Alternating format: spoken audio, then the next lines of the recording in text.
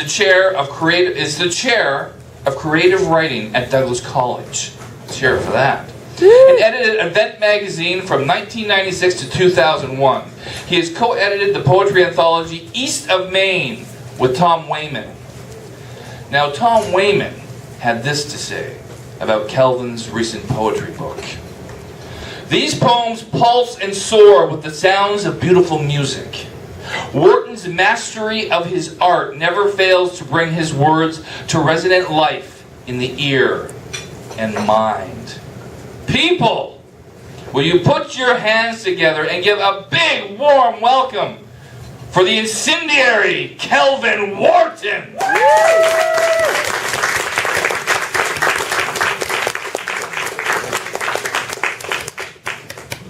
Well, incendiary, I'll have to set myself on fire. And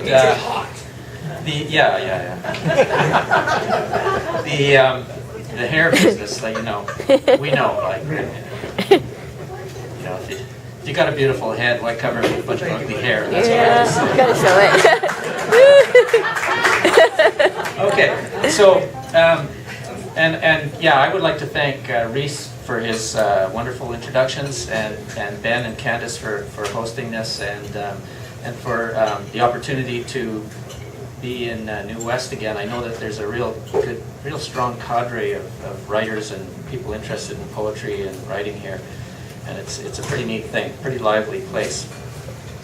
So I'm going to read a couple of new poems, and I'm going to read a few poems from my recent book, The Song Collides. So there's sort of a theme, not really a theme, but I realized after I had written the book, because of the guy who designed the cover, he put birds on it, and I thought, well, why did he put birds on there? And then I started looking at the poems. I realized I have a lot of poems with birds in them. So I'm actually writing a new series called The Invention of Birds. So I've got most of those aren't worth reading yet, but I've got one. So I'm going to start with it's my newest poem. It's called Meadowlark.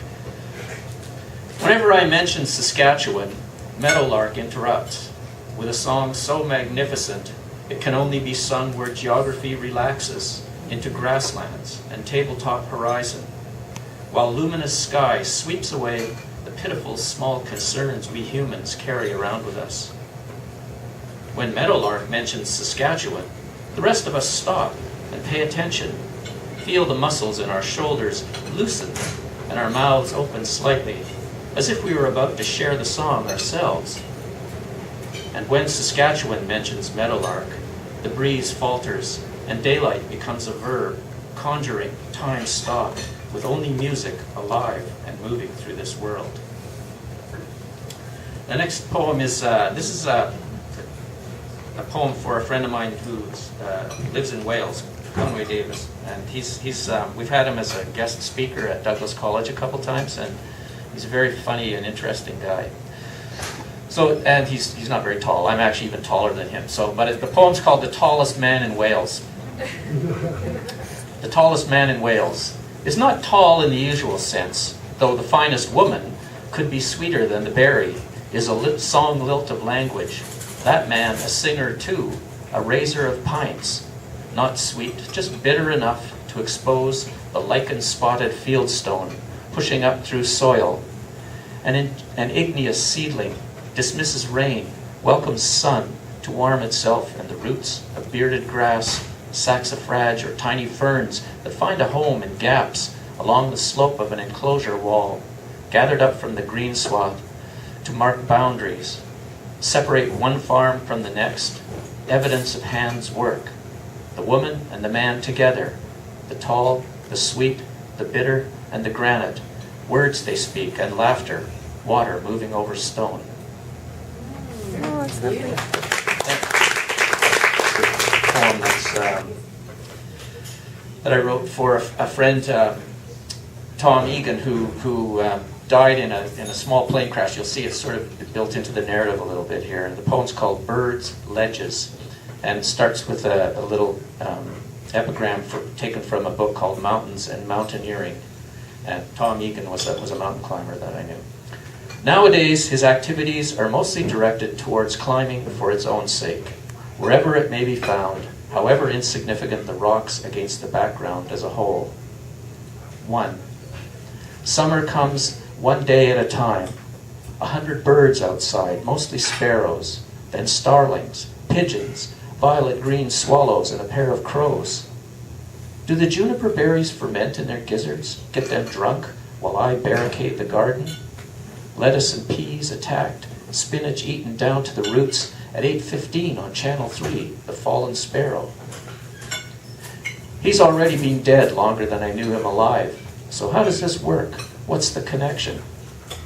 I researched accounts of the accident in microfilm files. The local newspaper gave it a dozen sentences.